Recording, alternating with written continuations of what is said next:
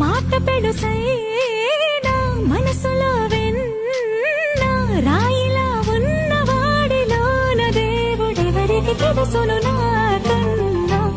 చూసేకి అగ్గిరవ్వ మాదిరే ఉంటాడే నా